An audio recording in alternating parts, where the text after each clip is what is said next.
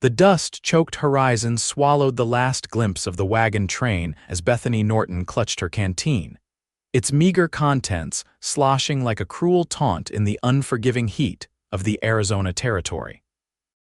June 1875 had proven merciless, and now she was alone, abandoned after the fever had taken hold. Her traveling companions convinced she carried something contagious that might decimate their numbers before reaching California. Her fingers traced the bullet graze at her temple, a parting gift from the bandit attack 2 days prior that had scattered the travelers and left her disoriented long enough for them to make the brutal decision to continue without her. "Keep moving," Bethany whispered to herself, her boots dragging through the rocky soil as she followed what she hoped was still the trail. At 22, she had already endured more than most, losing her parents to influenza in St. Louis, then risking everything on a teaching position promised in a California settlement. Now that dream seemed as distant as the mountains shimmering on the horizon. Her dress, once a practical blue calico, hung in tatters around her ankles. The sun beat down relentlessly, each step becoming more laborious than the last. Bethany felt her knees buckle, the world tilting sideways as she collapsed onto the hard, packed earth. The last thing she remembered was the distant sound of hoofbeats, too faint to determine if they brought salvation or further peril. Miles Jacobson wasn't one for detours. At 30 years old, he'd survived the war between the states, 5 years of cattle driving, and enough barroom brawls to know that sticking to your path was often what kept a man breathing. Yet something, instinct, perhaps, or the unusual behavior of his horse Ranger, had compelled him to veer from his regular route between his ranch and Wasco. He spotted her from a distance, a crumpled blue form against the ochre landscape that didn't belong.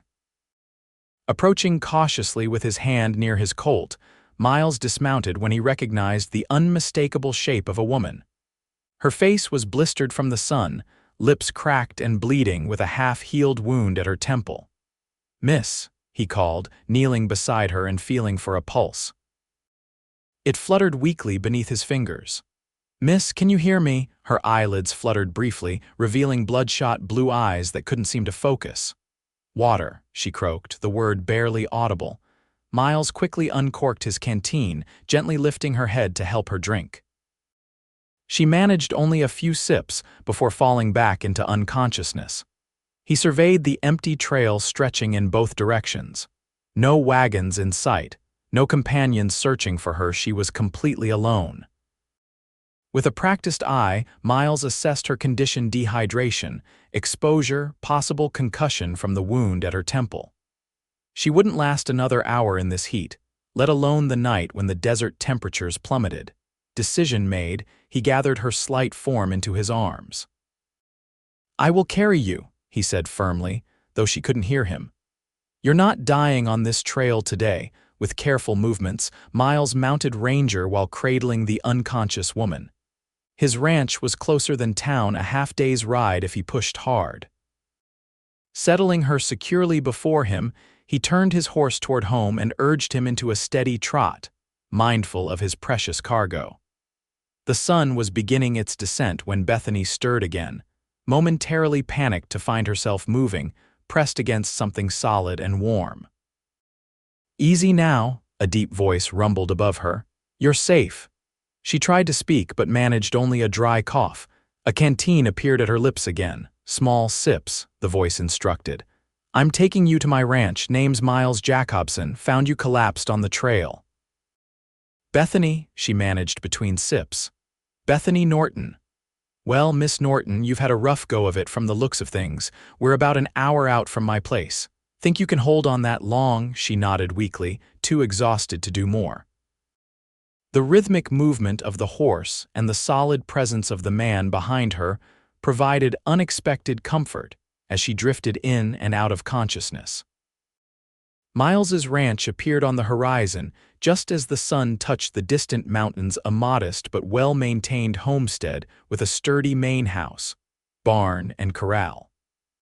As they approached, a middle-aged Mexican woman emerged from the house, her expression shifting from welcome to concern when she spotted Bethany. "Dios mío, what happened?" she called, hurrying forward as Miles carefully dismounted with Bethany in his arms.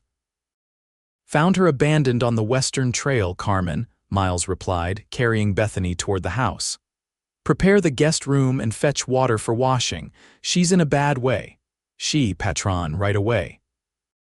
Carmen hurried ahead, and soon Bethany found herself placed gently on a clean bed in a sparse but comfortable room. The next few hours passed in a blur of cool cloths on her forehead, gentle hands cleaning her wounds, and sips of broth coaxed between her parched lips. Morning light filtered through simple curtains when Bethany next opened her eyes with full awareness. Her body ached, but the pounding in her head had subsided to a dull throb. She was dressed in a clean nightgown, her hair loosely braided away from her face. "Ah, you are awake." Carmen entered with a tray. "Señor Miles will be pleased. He has checked on you 3 times already this morning." Bethany struggled to sit up. "How long have I been here?" "Just 1 night. You were very lucky the patron found you when he did." Carmen set down the tray containing a bowl of porridge and tea. "I am Carmen Diaz, the housekeeper here, and you are Señorita Norton, yes. The patron told me." "Bethany, please." She accepted the tea gratefully. "Where exactly am I?" "Raven Creek Ranch, about 15 miles outside of Wasco, Arizona Territory. The patron has owned it for 5 years now." Carmen busied herself opening the curtains wider. "He is a good man, though he keeps to himself mostly." Before Bethany could ask more questions, a knock sounded at the door. Carmen opened it to reveal Miles Jacobson, hat in hand, looking considerably tidier than Bethany remembered from her hazy recollections. "Miss Norton," he said with a nod. "Good to see you awake. How are you feeling?" In the clear light of day, Bethany took in her rescuer properly for the first time. Tall and broad-shouldered, with dark hair and a neatly trimmed beard that couldn't hide a scar running along his jawline. His eyes, a deep green, watched her with careful assessment. "Better, thanks to you, Mr. Jacobson. I'm in your debt." He shook his head. "No debt necessary. Any decent person would have done the same. Perhaps, but not everyone would offer a stranger their home." Bethany took another sip of tea. "I won't impose on your hospitality longer than necessary." Miles leaned against the doorframe. "And where exactly do you plan to go, Miss Norton? Carmen tells me you were traveling with a wagon train headed to California." "Yes, I had a teaching position waiting in a settlement near Sacramento." The reality of her situation crashed over her. "They left me behind when I fell ill after the bandit attack. They were afraid I had something contagious." Miles's expression darkened. "That's no excuse for abandoning someone in the desert." "They took a vote," Bethany said simply, as if that explained everything. A heavy silence filled the room until Carmen tactfully excused herself to tend to other chores. "The nearest stagecoach passes through Wasco once a week," Miles finally said. "Next one's due in 4 days, but you shouldn't be traveling in your condition anytime soon." "I have no money for passage anyway," Bethany admitted. "Everything I owned was in my trunk on the wagon." Miles considered her for a moment. "Well then, Miss Norton, it seems you've got yourself a temporary situation here until you recover and we figure out your next steps. Carmen could use some help around the house if you're willing once you're stronger." Relief and gratitude washed over Bethany. "I'm a hard worker, Mr. Jacobson, and I won't be a burden, I promise." "Never thought you would be." He straightened up. "Rest today. Dr. Wilson from town will be by this afternoon to check on you. We'll talk more tomorrow." After he left, Bethany sank back against the pillows, overwhelmed by the strange turn of fate that had brought her here. She should be terrified alone in a strange man's home in the middle of nowhere, yet somehow, she felt safer than she had in months. The doctor arrived late that afternoon, a kindly older man who examined her with professional efficiency. He confirmed Miles's assessment: dehydration, exposure, and a minor concussion from the bullet graze. "You're lucky, Miss Norton," he said, packing up his bag. "Another day out there and we'd be having a very different conversation. Mr. Jacobson did right by you." He seems to be a good man, Bethany ventured. Dr. Wilson nodded. One of the best, though he keeps to himself. Lost his wife and child during the war. He was away fighting at the time. Came out here afterward to start fresh. Folks in town respect him, but he doesn't let many get close. The information gave Bethany a new perspective on her rescuer. That night, when Miles briefly checked on her before retiring, she noticed the shadows behind his eyes that she'd missed before. 3 days passed with Bethany gradually regaining her strength. Carmen proved to be a cheerful companion, teaching her Spanish phrases and telling stories about her hometown in Sonora. Miles was often absent during daylight hours, tending to ranch business, but he made a point to join Bethany for supper each evening, their conversations gradually extending longer as they discovered shared interests in literature and music. On the 4th day, Bethany insisted on helping with household tasks. Miles found her in the kitchen that evening, her hair tied back with a borrowed ribbon, kneading dough alongside Carmen. "You should be resting," he said, though without much conviction. "I've rested quite enough," Bethany replied. "Besides, I'm not accustomed to idleness." Miles watched her capable hands working the dough. "Dr. Wilson says you're recovering well but still shouldn't travel for at least another 2 weeks. "I know." She kept her eyes on her task. "I've been thinking about that. I'd like to offer to teach your ranch hands children while I'm here. I noticed several families in the bunkhouse area. It would be a way to repay your kindness." Miles considered her proposal. "Most of them have never had proper schooling." "All the more reason to take advantage of my unexpected presence," Bethany said. "I have no materials, but I have books," Miles interrupted. "Quite a few, actually, in the study. And I'm sure we can find something suitable for slates and chalk in town." The genuine enthusiasm in Bethany's smile caught Miles off guard. Something long dormant stirred in his chest as he watched her eyes light up at the prospect of teaching again. "Then it's settled," she said. "I'll start tomorrow if you approve." "I do." Miles cleared his throat. "That is, I think it's a fine idea." The next morning, Miles cleared a space in the barn for Bethany's makeshift schoolroom. By midday, 7 children ranging from 6 to 12 years old sat on hay bales, watching their new teacher with wide, curious eyes. Though still weak, Bethany found her purpose again in their eager faces. From the doorway, Miles observed the scene, struck by how natural Bethany looked there, bringing order and knowledge to his previously untamed ranch. She caught him watching and offered a small, private smile that stayed with him throughout the day as he mended fences in the north pasture. The routine established itself naturally. Mornings and early afternoons were for Bethany's school lessons, with later afternoons spent helping Carmen or resting. Evenings brought conversations with Miles that grew increasingly personal as the days passed. "Why teaching?" Miles asked one night as they sat on the porch, watching a spectacular sunset paint the desert in fiery hues. "My mother was a teacher," Bethany replied, her fingers absently tracing the now healing wound at her temple. "She believed education was the greatest gift one could offer, especially to those with few advantages. When she and my father died, continuing her work seemed the only path that made sense." "They would be proud," Miles said quietly. Bethany turned to him. "And you, why ranching after the war?" Miles was silent so long that Bethany thought he might not answer. "I needed space," he finally said. "And sky. After 4 years of blood and trenches and the chaos of battle, I couldn't bear to be hemmed in by city walls or other people's expectations. Out here, a man can breathe." "And grieve," Bethany added softly, his gaze shot to hers, sharp with surprise. "Dr. Wilson mentioned you lost your family," she explained. "I'm sorry if I overstepped," Miles sighed, looking back at the fading sunset. "Emily and our son Thomas. Typhoid took them in '63 while I was at Gettysburg. I didn't even know until 2 months later when a letter finally reached me." His hands tightened on the porch railing. "Sometimes I think this place is as much a monument to them as it is a home for me." Impulsively, Bethany placed her hand over his. "A beautiful monument, then."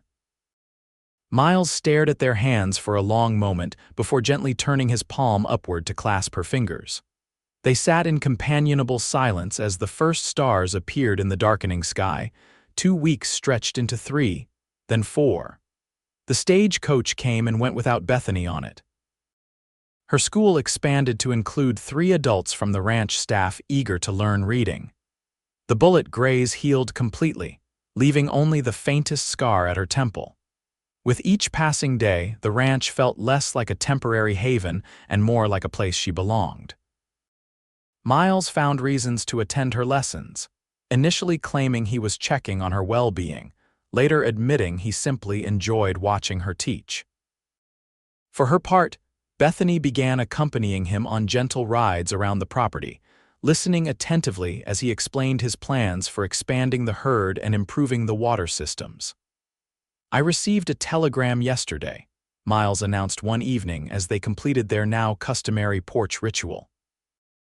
"The wagon train you were traveling with reached Sacramento 2 weeks ago." Bethany's heart clenched. "I see. They reported you as deceased, claimed bandits killed you during the attack."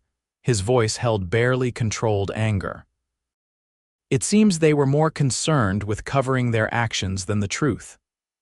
"I suppose that means my teaching position has been filled," Bethany said, striving for a practical tone despite the hollow feeling in her stomach. Miles turned to face her directly. "Does that disappoint you?" She considered the question honestly. "I should say yes, it was everything I'd planned for months." Yet, she paused, searching for the right words. "Yet I find myself strangely relieved, as if fate intervened to place me where I needed to be rather than where I thought I wanted to go." The look that passed between them held more meaning than either was ready to articulate. The following day, Miles rode into Wasco for supplies and to check on a shipment of new breeding stock arriving by train. The house felt oddly empty without his presence. Bethany conducted her lessons as usual, but found herself glancing toward the trail more often than necessary. She was helping Carmen prepare supper when the sound of multiple horses approaching drew their attention. Through the window, they saw not just Miles, but 3 other riders, strangers accompanying him. Carmen's expression grew worried. "Those men are not from town." Miles entered first, his face tense. "Bethany, Carmen, we have guests, 3 gentlemen from the wagon train." Bethany felt the blood drain from her face as 3 men filed in behind Miles, the wagon master, and 2 others she recognized from her ill-fated journey. "Miss Norton," the wagon master, a heavy-set man named Harrison, removed his hat. "This is quite unexpected. We were told you had succumbed to your injuries." "As you can see, I survived," Bethany replied coldly. "No thanks to you or the others who voted to abandon me." Harrison had the grace to look ashamed. "A regrettable decision made in haste and fear." When Mr. Jacobson's telegraph reached Sacramento questioning our account, the town council insisted we return to, correct the record. He glanced at Miles. "And to escort you to California should you still wish to take the teaching position. It remains open." Miles's jaw tightened, though his voice remained neutral. "Miss Norton has been recovering here. She's established quite the school for the ranch children." "A temporary arrangement, I'm sure," Harrison said with forced joviality.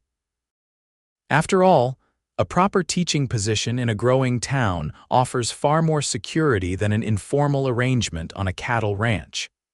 Carmen muttered something in Spanish that made Miles's lips twitch despite the tension in the room. "You must be tired from your journey," Bethany said, gathering her composure. "We were just preparing supper. You're welcome to join us and we can discuss this further afterward." The meal was an uncomfortable affair, with the travelers sharing news of California while pointedly highlighting opportunities that awaited Bethany there. Miles said little, his attention focused on his plate, though Bethany caught him watching her with an inscrutable expression whenever he thought she wouldn't notice. After the dishes were cleared, Miles suggested the men might appreciate some brandy in his study, an invitation that excluded Bethany by custom. Frustrated at being unable to participate in discussions about her own future, She retreated to the porch, where the first stars were appearing in the twilight sky. She didn't hear Miles approach until he spoke from the doorway. "They're offering to pay your way to California. Full compensation for your lost belongings as well." Bethany didn't turn around. Guilty consciences are expensive things to soothe. Miles moved to stand beside her at the railing. "It's a good opportunity, Bethany, the life you planned for." Something in his tone made her look at him sharply. "Are you eager to be rid of me, Mr. Jacobson?" "Miles," he corrected automatically. "And no, but I don't want to be the reason you abandon your dreams." "My dreams," Bethany echoed, looking out at the darkening landscape. "You know, when I was lying on that trail, certain I was going to die, I wasn't thinking about teaching positions or Sacramento.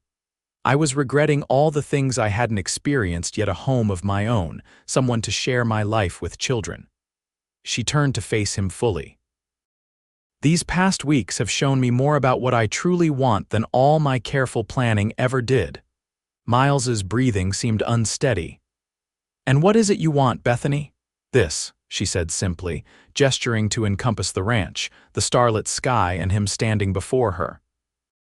"Not just the place, but the life, the purpose, the people." She took a steadying breath. "One person in particular, if he might want me to."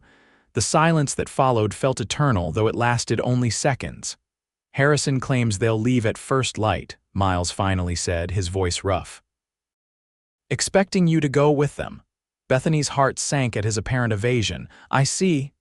I don't think you do."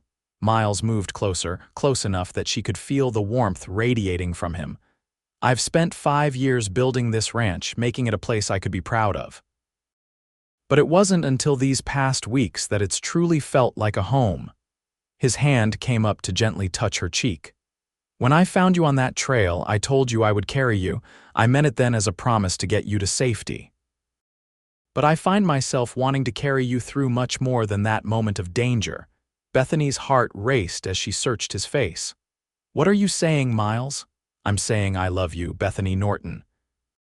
I'm saying I want you to stay not as my guest or even my teacher, but as my wife, if you'll have me."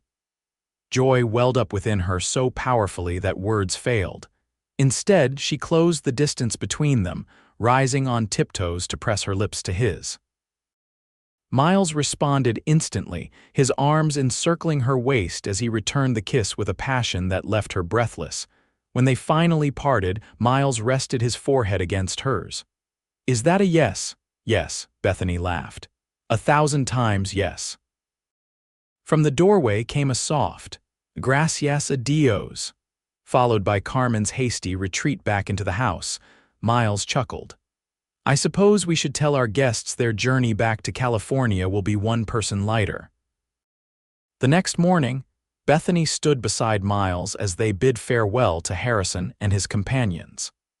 The wagon master seemed genuinely pleased at their news, perhaps relieved that his negligence had ultimately led to a happy outcome rather than the tragedy he'd feared.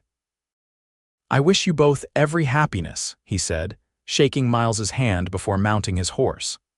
"And may I say, Miss Norton, that fate has dealt you a far better hand than the one we so shamefully abandoned you to."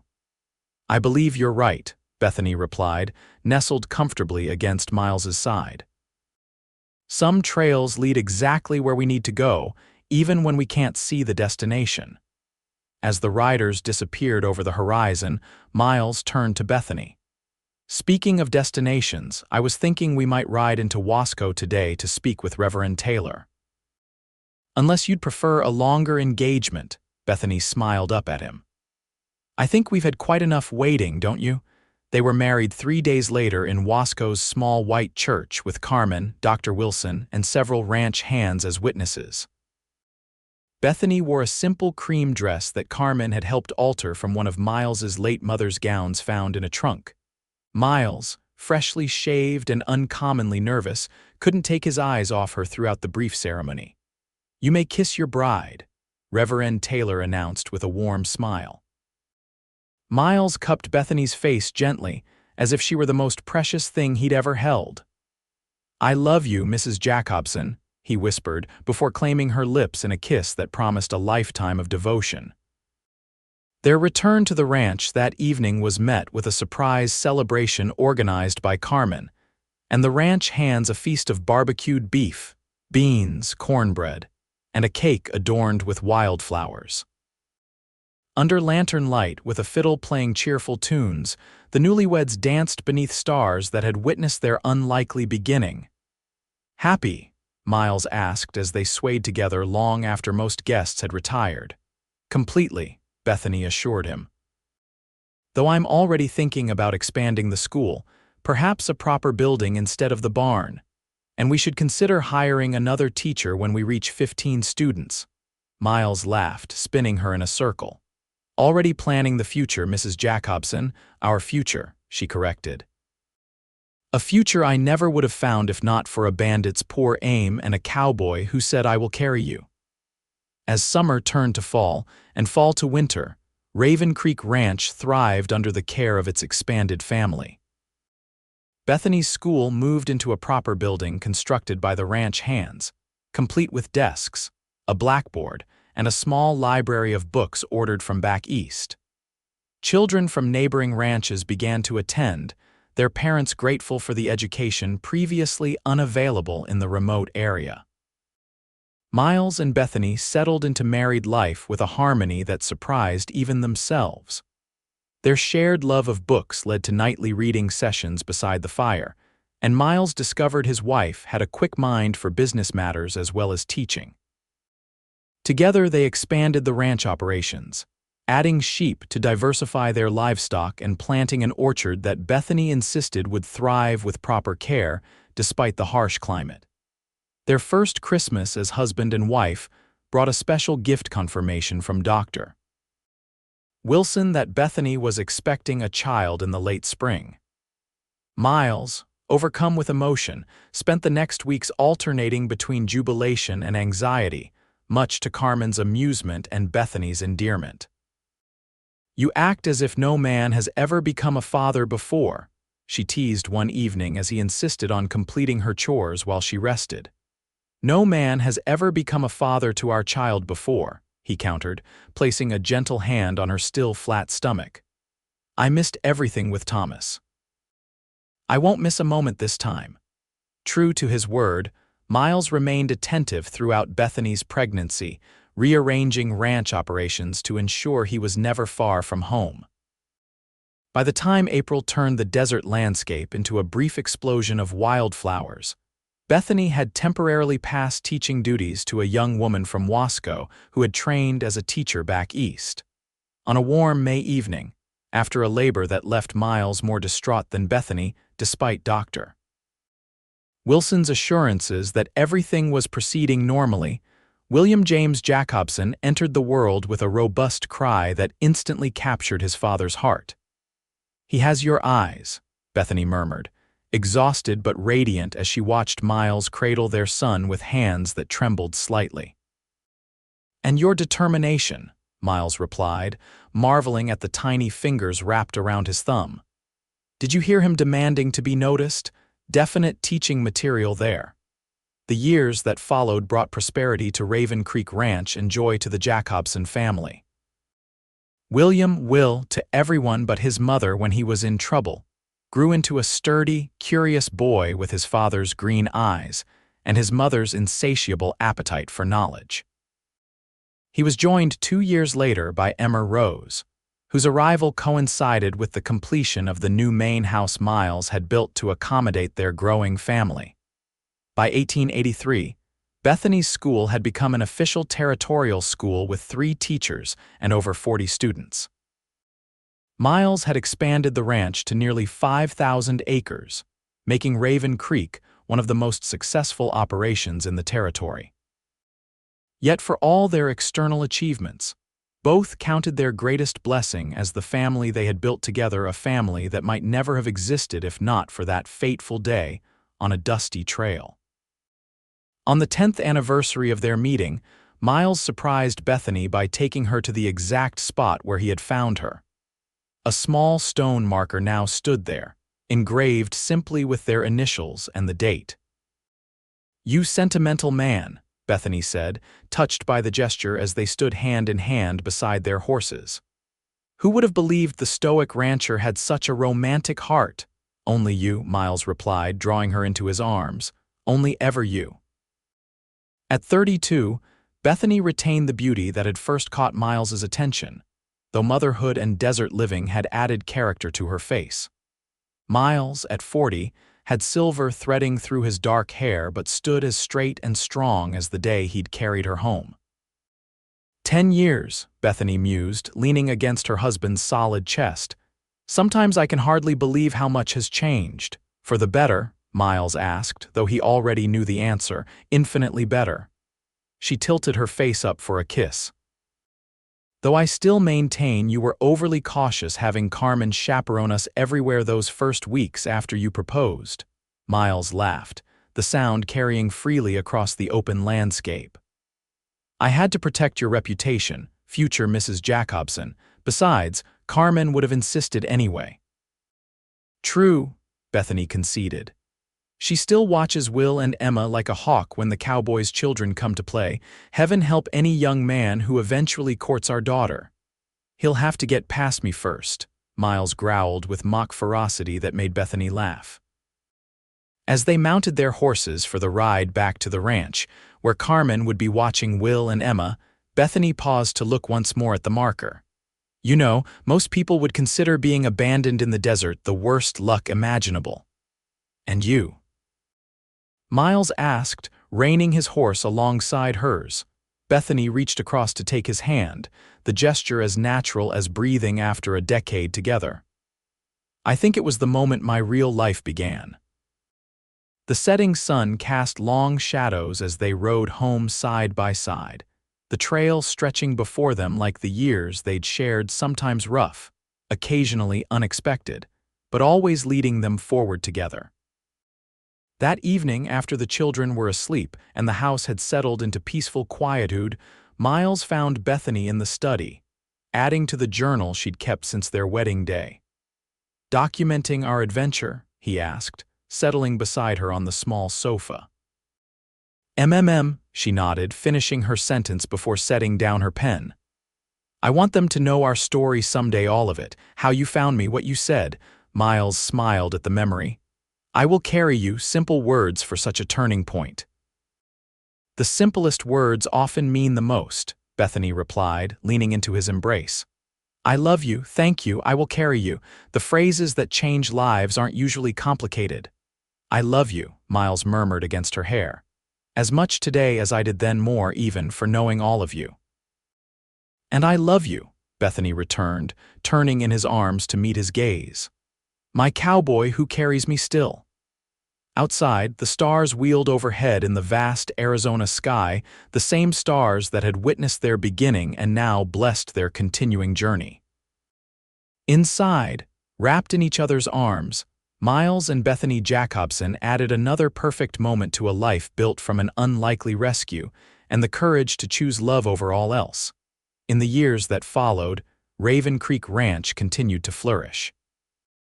Will inherited his father's natural affinity for ranching, while Emma showed her mother's passion for education. Both children grew up knowing the story of how their parents met a tale that became something of a legend in Wasco and the surrounding areas. When Bethany was 40, she gave birth to their third child, Daniel Thomas Jacobson, a surprise blessing that brought renewed joy to their home. As their family expanded, so too did their legacy in the territory. Miles served 2 terms as county commissioner, helping to bring the railroad closer to Wasco, while Bethany's educational initiatives became a model for other frontier communities. By the turn of the century, with Arizona's statehood on the horizon, the original homestead had transformed into a prosperous enterprise that employed dozens of local families. Will had married the daughter of a neighboring rancher, bringing their operations together and expanding the Jacobson holdings considerably. Emma, after attending college in California, returned to run the school her mother had founded, introducing new teaching methods while maintaining the personal touch that had always distinguished Bethany's approach. Through it all, through drought years and abundant seasons, through the inevitable hardships and countless joys, Miles and Bethany remained each other's strength and solace. Their love story, begun in desperation on a desert trail, blossomed into a partnership that touched countless lives beyond their own. On their 40th anniversary, surrounded by children, grandchildren, and friends who had become family, Miles raised a glass to his wife, his voice still strong despite his 70 years. To Bethany, who taught me that sometimes the most important journeys begin when we veer from our planned path. Who showed me that a life I thought complete was merely waiting for its heart to arrive. Bethany, her hair now silver but her eyes as bright as ever, smiled at the man who had transformed her life with 4 simple words and a lifetime of living up to them. And to Miles, she responded, her voice carrying clearly across the gathering, who promised to carry me once but instead taught me to fly. As twilight settled over Raven Creek Ranch, the legacy of that fateful day in 1875 lived on not just in stone markers or family stories, but in the enduring truth that sometimes our greatest blessings come disguised as our darkest moments, and the trails that test us most lead to the destinations we most need to find.